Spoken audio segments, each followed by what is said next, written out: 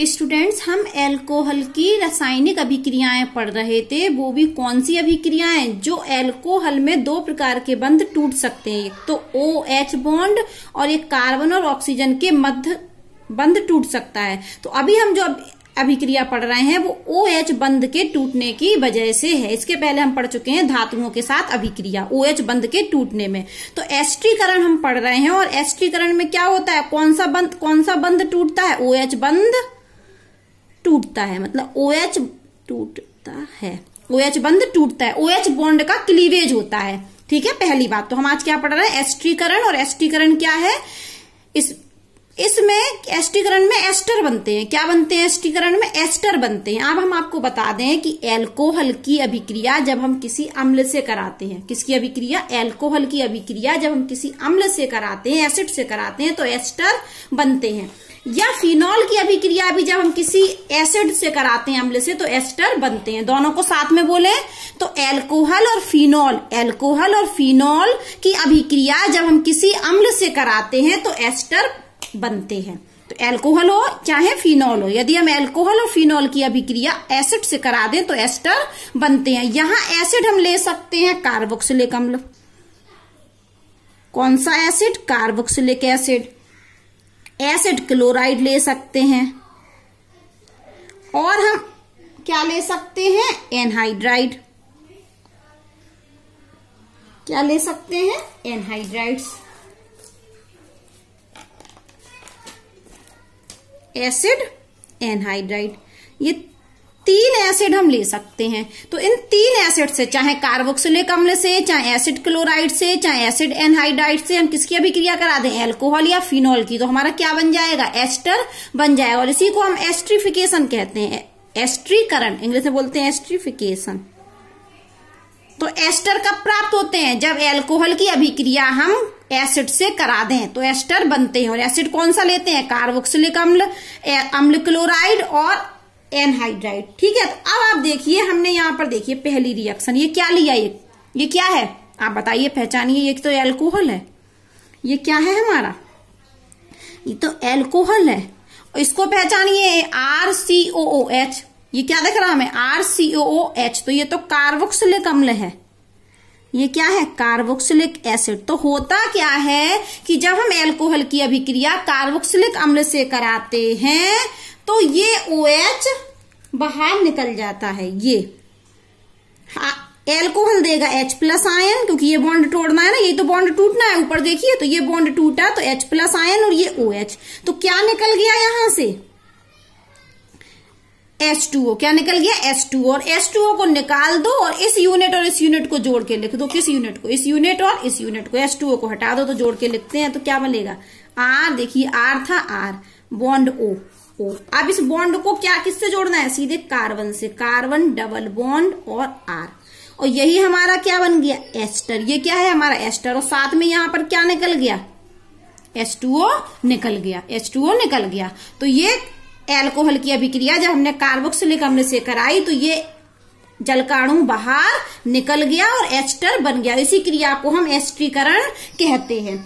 और अगर आप चाहते हैं कि एस्टर हमारा बनता रहे तो ये जल का अणु हमें बाहर निकालना पड़ेगा। जल को क्या करना पड़ेगा, बाहर निकालना पड़ेगा, क्योंकि लासातेलिये के नियम के अनुसार, लासातेलिये के नियम आप जानते हैं, यदि हम चाह रहे हैं कि एस्टर हमारा लगातार बनता रहे तो हमें इसको रिमूव करना पड़ेगा। ये जल को क्या करना पड़ेगा, रिमूव, हटाना पड़ेगा। अगर रिमूव नहीं करेंगे तो यह अभिक्रिया विपरीत दिशा में भी चलने लगती है, दोनों दिशाओं में चलती है, रिवर्सिबल होती है। ये कैसी होती है अभिक्रिया, रिवर्सिबल। तो यदि हम जल का अणु नहीं हटाएंगे तो ये बैकवर्ड में चलने लगेगी। अब हम दूसरा एग्जाम्पल देखते हैं। हमने फिर क्या लिया, एक एल्कोहल।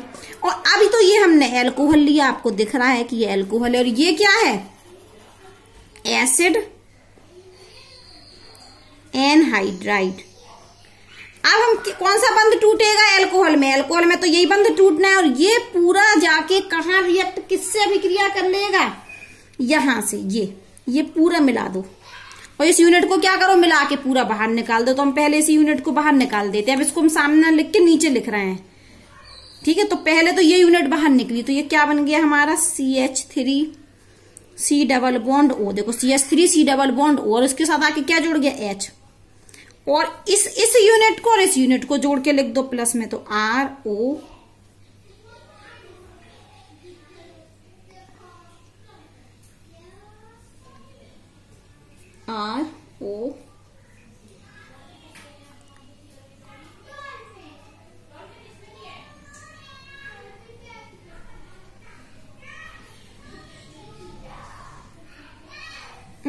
ये तो गलत हो गया। इस H के संग कहां तक बॉन्ड तोड़ना था, ये यहां तक निकालना था, ये यहां तक निकालना था। तो ये क्या बन रहा था हमारा CH3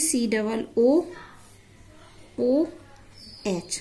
ये देखिए CH3 COO O भी लेना है संग में, तो ये O भी लिया और फिर ये H, ठीक है।